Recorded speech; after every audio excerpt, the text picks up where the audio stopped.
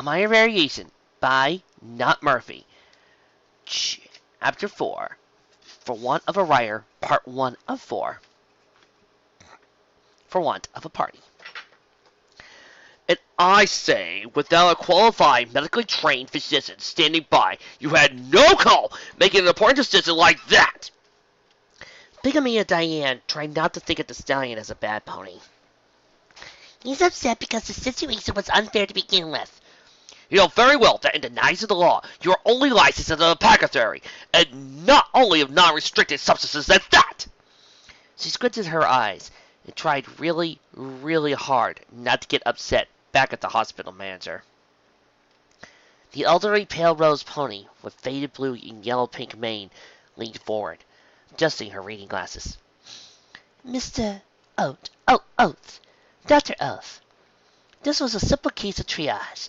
The patient was badly injured, near death, and completely... Her mild and friendly tone turned to ice, and I do say completely unsafe to be moved any further. An ambulance trip could have killed her. But he already knew that. That's what you're saying, isn't it, mistress? We can't know what was true then. What I do know is that thanks to your lack of action, there is no chance the victim will ever walk again. But that really doesn't work with his blue eyes and mint green coat. The pink pony thought to herself, trying to distance herself from the argument. This is completely ridiculous. I had a choice between a living but disabled patient or an attacked dead one. What would your school have told you to choose? Rosie Posey was old, slow to most things, including anger. Slow is not the same as immune, and the doctor's derisive snort was pulling at her temper something fierce. You are impossible. Why can't I speak with Dr. Crook's house? There was a medical sort with a little sense of practicality. Dr. O's expression shifted between disgust and satisfaction. Dr. House no longer has a license to practice medicine in Equestria because, in part, of the fact he also ignored procedure in favor of his hunches.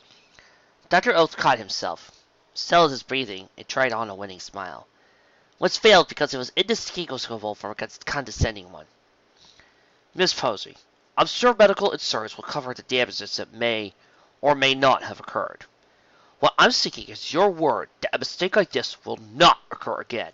If some unfortunate soul should happen upon your doorstep, badly injured and needing help, why all you have to do is contact us. I could have a supply of emergency scrolls brought up, if purchasing them would be a hardship. So what you're saying is that it's not what happened here, but that we didn't tell you, before anything was done for that mare. The doctor nodded, seemingly relieved that the little misunderstanding was over now. The old mare exhaled slowly and turned her head to her apprentice. Young Diane, I do believe our distinguished guest here is tired, distressed, and perhaps a little disoriented. Perhaps you could give him a cup of tea and show him the door. Now wait just a feathering minute! A mug of tea was at his hoof in moments. Then he felt gentle pressure as a young pony turned him around. Before he had even finished opening the door, it stood open, with a pink pony standing next to it, smiling. What in Equestria? Now, Dr. Hippocratic Oath, it was really nice of you to come and tell us the results of Miss Differently Able's follow-up at Ponyville General. Really, it was great to know that we did everything prevented her from suffering any more damage from the lightning strike, and while she doesn't want to file any charges against us for doing our very, very best to help her out while she was unconscious. But Mrs. Posey gets really super tired on days when somebody tries to yell at her about things that are her fault because they, the person doing the yelling silly, are afraid of something that wasn't in their controls to happen, that they may not have been doing a better job. I'm sure you understand what I mean, so I won't be keeping you any longer. Thanks for stopping by. What I say, okay? The medical stallion was halfway down the path before he realized the wall of words and gentle pressure were gone. He snorted to himself and grumbled, "This'll not stand, I tell you," as he continued trotting away. Diane, come here, child. Rosie Posey called to her apprentice. Mistress Posey, why do you call me by my middle name? Pigamina is far too austere a name for a little ball of energy like you, and any diminution of your name would make people take you less seriously. Would you seek treatment from a mare named Pinky? I would. Well, if I knew her to be skilled in arts of healing, I believe I would. But how would you know? But I see. This is more about the spirit of the healing than the flesh. It was good you take up lessons so quickly. Is this it? Is he going to tell me what I already know? The pink pony tensed. You, you know already, don't you? Yes, I do not believe I'm long for this world. If I had more time, I would ask how you... It is not important. Posey stretched laboriously as he rose from her seat. I have written 3 letters. 1 to the mayor of Ponyville, 1 to Smith Apple of the Apple Clan, and 1 to another old friend. The first you will mail today, the second you will deliver to Sweet Apple Acres on the morrow, and the third, when you learn all the lessons I provided for you, and field practice in their use. When you feel that you need lessons beyond what I've taught you, at that time you will take it to the first clearing along the path of the other 3, and wait for she who will take the letter. Wow, it's harder to deal with now that she admitted it. What if no pony comes for the 3rd letter? Then you'll come to wait. A grand but humorous smile flickered on the elder's mouth. I can't imagine you'll have longer than 3 days at the longest to wait. Pika! Diane trotted down the packed dirt towards the farm home. So few animals here closer to civilized season. The letter was carefully tucked into her saddlebag. As he neared the farm, she spied a purple pony pawing at the ground with intense concentration. Huh! Why would a unicorn be out in the field? No matter. Any friendly face is welcome. Now especially. Hello there! I'm down your pie, and I was wondering if you... The unicorn turned her head sharply when Diane began talking, lifted the air of surprise, pausing far longer than would seem possible, then proceeded to dash off at high speed. Well, that was certainly interesting. Diane grumbled to herself as he continued down the path. The elderly pale yellow-green pony lifted her half-red glasses to her eyes, nodding and humming to herself as she railed the letter. Well, I don't see why those comments ask me, but Curtis will make all the preparations. Now can just be done with his turns in a spell. Meantime, you come in here and have a slice of pie, and they'll see about packing up a few things so you don't starve yourself over the next couple of days. I knew Posy always kept to herself, but you come by anytime you feel you need some company. She clicked her teeth, catching them before they escaped. Imagine, leave you alone in such an old age? Oh, now don't you complain. I know you modern mares grow up so quickly now. The apple manager sighed. Don't you rest, son. Time enough for regrets till you get to be my age, cackled the octogenarian. Diane was fascinated by how similar, and yet completely unlike her own fillyhood this farm was. I suppose it's the lack of rocks. She chuckled at her thought. I was to assure you that Mrs. Posey has explained your regular prescriptions and supplies, and I will continue to meet them, including the herbal tea for you, ma'am. She tried not to blush too much. It vexes me that my coat dust does a poor job of disguising red. One thing which should... The Apple family matron laughed good-naturedly. Don't you fret about your deliveries till you get your hose back onto you. We've got surprises out the way a while. Even herbal tea. She couldn't help but chuckle at the pink pony's renewed blast. If it makes you feel any better, I do have one of those silly cards for the medical treatment establishment. The walk back was silent. The red stallion's famous promissory of conservation was aided by the awkwardness of the pine box he carried on his back. The mercifully short trip ended behind the cottage. The stallion glanced in inquiry at the young mare. Yeah, over there, under the willow. I should think she liked to take naps. I'm sorry for your loss. Thank you, Mr. McIntosh. Just you call me Big Mac. We're neighbors. His smile was well-meaning. Well, yes, but due to the fact that nobody else lives within 20 miles of us, of me, suppose you and your grandmother are my neighbors. Her weak attempt at sarcasm failed to cover the feeling of relief. A brief word of kindness made her feel. So, you're a student too? Nay, my family of plain pounds. I felt it's best to learn a new trade. She paused at the door. Pardon me, Big Mac, but did you say two? Yep. Call intern, Miss Twilight Sparkle. Don't think she's leaving, though. Seems to be fascinated by trees, and flowers, and, well, everything. The dream was always confusing. It was the rock farm, but there were more buildings in different colors. Mainly pink, though. There was a lot of pink, in fact. Mostly because every point in the south field was pink. Pink in mane and hide. The shades and manes differed in size and texture slightly, but were obviously all variations on a single theme. Though the ponies pushed rocks together, they were building it was another pony. Another pink pony. Just another variation on a theme of pinkness. And of course I realized it would be soon after, and after that I wasn't sure how long to wait. Granny said a week, and that sounded reasonable. Big Max said should be a month, and Apple Bloom we should have done it right after the wake. I guess her theory was that the shock would jumpstart your morning and get you... Anyway, I vetoed that option since it didn't match any of the books on gravy that I read, or or any other pony's accounts of how long it took them to get better. Twilight realized he was rambling, but felt obligated to fill the silence. Good earth and sunshine, do I sound like this when I get going?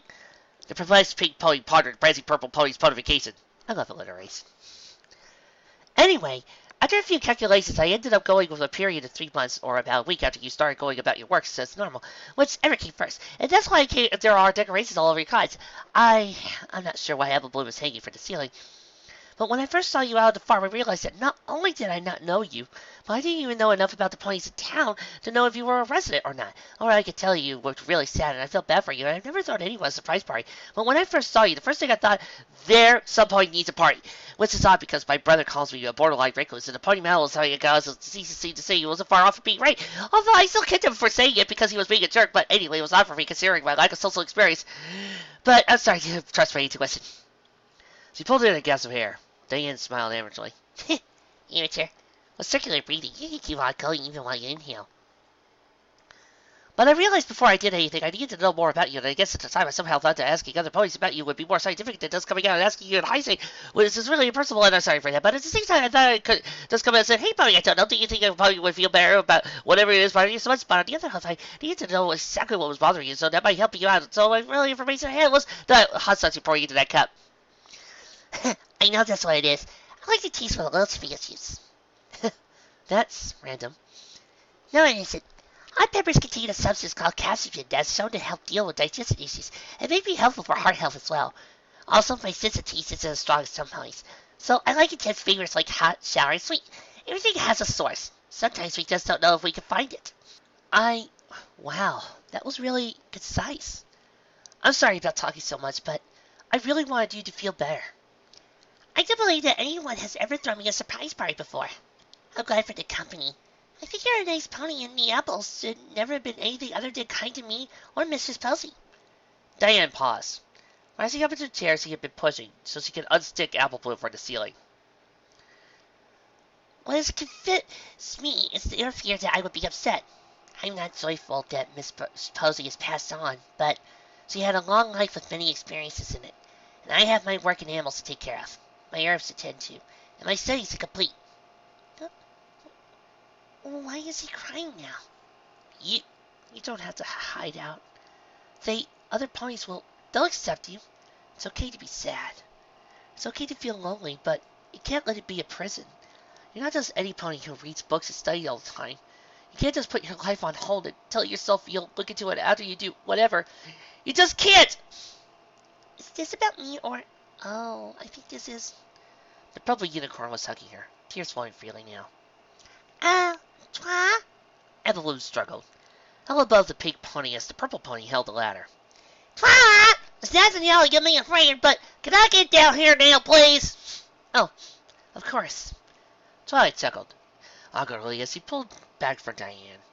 Telekinetically lifting the child Diane had forgotten she was holding, placing young Apple Bloom back on the ground. If I could help this unicorn... Twilight Sparkle, Mistress always said, there are decisions yourself from other ponies. Helping them doesn't make you superior in any way. If I'm going to help here, because there's no way of avoiding this. Calling to mind her feelings when her grandmother passed away, Diane managed to bring tears to her eyes and held her hose out towards Twilight. The second hug lasted only a few minutes, but both seemed better for the experience.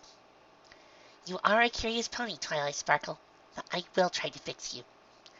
The massively awkward party died out within 10 minutes, but connections had already been made.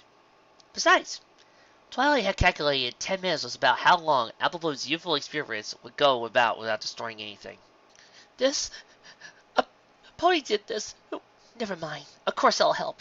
The green unicorn had looked distinctly gray when Diane had asked about a perpetrator, but her contrition suggested the recriminations wouldn't do any good.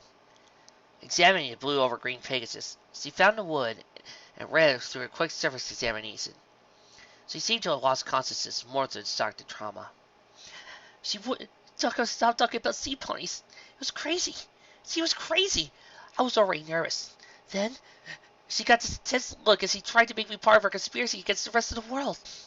And the thing was that one of the girls had put her up to this because of my interest in cryptozoology. And then she would right at me and call me a narwhal. Just like it was completely normal. Like it was something I would be proud to hear. It was too much and I never should have kicked her. Poor kid's obviously out of her head. I shouldn't wonder. Cloud Kicker says the weather captain has been doing extra exercises before, and after a full day of work. Diane had done nothing to prompt this confession. Nothing more than a unicorn's glance a moment longer than property demanded. I must use only this power for good, she reminded herself. She has nothing more than a minor concussion, I suspect. I know, but since I can't do anything more for her, let Dr. Oaf have his petty little victories. Take her to the hospital, and I'm sure they can give her more care. Oh, and before you go, I'll forgive you. Diane nodded at the tan mare with blue and mulberry mane, who had yet to have a word in edgewise. Give you some water. She returned from the kitchen with a tray holding 3 glasses of water. And thankfully, no pony mentioned the fact that she was back only moments after she left. It was pleasing to be thanked for a rather brief consultation, but she refused any further compensation. 5 days later, 2 after entering this putrid place and waiting, she finally heard some pony, or something approaching. She turned to give a nervous greeting, and was startled to silence by black and white in a ray that she had never set eyes before. The strange pony smiled in a friendly manner and spoke in a pleasing, listening voice. Please, this is not the place to speak, though I suspect I am the one you seek. She gave no time for responses, simply turning around and heading off whence she came. Only once during the trip did she speak again. So, it would provide a kind other than quite a laugh. Avoid blue flowers from off the path. Oh, this was a mystery. Her knowledge of play pony remedies, Mistress Posey's herbs and herbology, and Master Cora's exotic concoctions was increasing daily. She found the perfect way to exist in accordance with Ponyville General. Deniability. As long as she could present her care as other services, the hospital was at least grudgingly willing to allow her to continue operating at the periphery, helping those who were far too from care or had problems with modern medicine did find satisfying solutions to. If a pony suffered from recurring pains that couldn't be cured at their source, Diane had teas and brownies with relaxing properties. A pony who felt that a malevolent force was after them, a party with a dance would often alleviate the symptoms. Once after all came from the pony's poor head, as Twilight was so fond of saying, curses aren't real. Although, she missed the point that something didn't have to be real to have an effect. A pony's own fears could be their own undoing. Also, her hobby of caring for woodland creatures had led to an impromptu kind of music, as she found herself recruited to convince the animals to make music for the solar festival. Summer Sun Celebration, as the Ponyvilleites call it. Checking at the oddity of her life, she was caught off guard as 2 white unicorns approached. Oh, you know who.